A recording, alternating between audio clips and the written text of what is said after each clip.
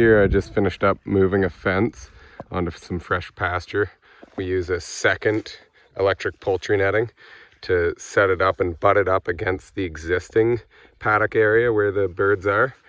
This particular one had mostly ducks, about 30 ducks, and 2 geese and 9 meat birds that we now are keeping as laying hens. They're an alternative growth meat bird and they make great laying hens.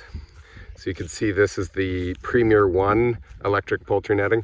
It's a 164-foot length, and we like to butt them up against one another because the more fences you use together, you gain more square footage without having to buy more lengths of fencing. So for example, if you take one of these 164-foot poultry nets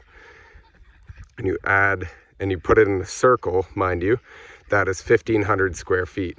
Now take 2, put them together in a circle or a square. A square gets you the most square footage for the perimeter.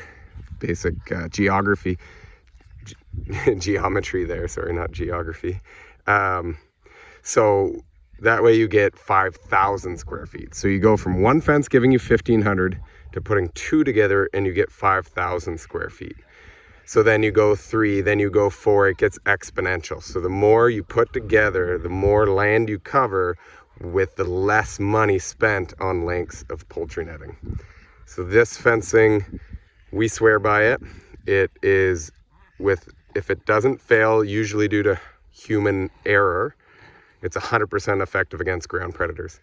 We have gone 365 days, never locking up birds, never losing a single one, even though we have high predation from fox, coyotes, and aerial predators.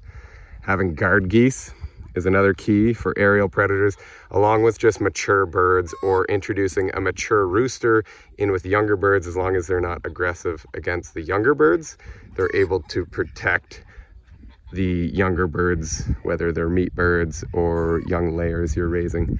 So you can see this area, it's a pasture area on our property that had some time to rest. We're moving them here temporarily. It didn't rest as long as I would have liked to regenerate fully, but we had a lot of rain recently and it really spread it back to life. So we're moving them here in a way to slowly move them over to some much greener, longer pastures we have over this way. We're also moving the rabbits along that way. So you can see the ducks already made their way on their own onto this new fresh pasture. Ducks and geese are easy to herd, unlike chickens, but you give them a fresh patch of pasture and open up the fencing in between and they just come on their own. I didn't have to do anything. So I moved their automatic watering kiddie pool there. We've got the food bin, their feed, so they just kind of come here on their own. Right now you can see they're busy finding bugs, eating lots of grass. The ducks eat a lot of grass in their diet. Ducks can eat up to 30% grass in their diet.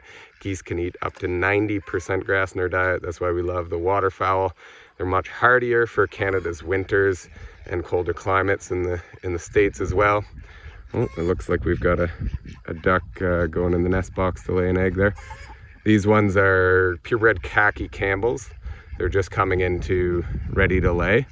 We're going to be harvesting some of the males and or selling them, keeping some males for breeding.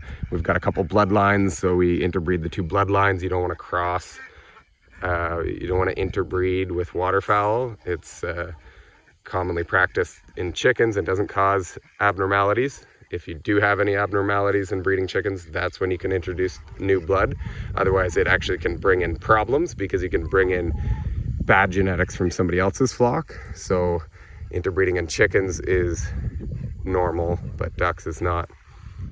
Shouldn't get off on too much of a tangent here, but yeah, you can see the birds. It's not an ideal spot. I put pallets over our one of our fire pits there. Maybe we'll have a fire in with the birds here one night this week, but kind of temporary, and they'll mow the lawn here, so I won't have to break out the lawnmower in this section.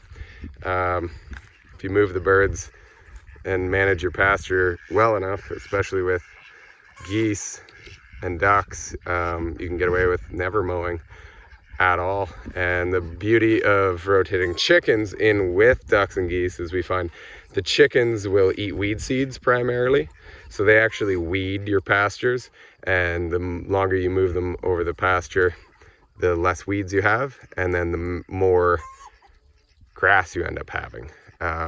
The ducks and geese like a lot of weeds anyway, so they'll eat the greens, they'll mow it down, and then your chickens come in, they'll eat the weed seeds of unwanted weeds, scratching in the ground, digging, unburying old weeds and stuff.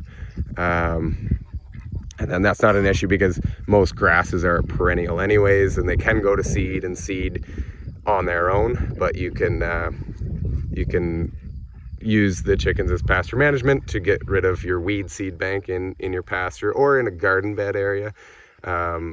We rotate them in garden bed areas sometimes, and they do a great job of clearing mostly everything out, do some micro tilling for it.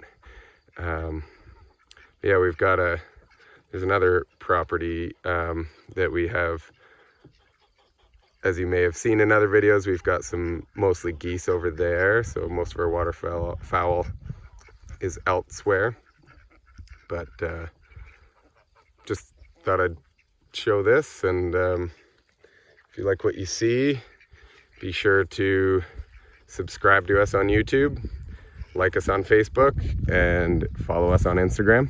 You can find us at Best Green Homestead, and on YouTube, Best Green Homestead, and hit the bell for more videos on YouTube. And we've got lots of videos to come. There's a video on YouTube of setting up this poultry netting.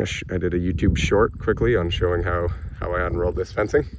And then this old pasture area, I now have this second poultry netting that I can roll up and use to set up another pasture area to move birds elsewhere on our property here. So this poultry netting, now that I opened it up, I'm going to close it back off here and then let this pasture rest.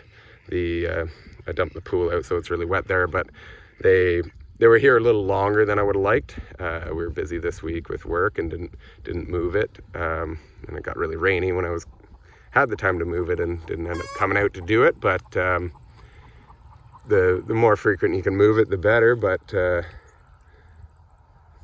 better late than never, and they always appreciate it. You save a lot of money on feed by rotating them on fresh pasture, especially geese and ducks, but chickens as well. They can eat quite a bit. And I better let you go. I'm gonna close this off, hook up the charge controller, and it's good to go. Keep following for more videos.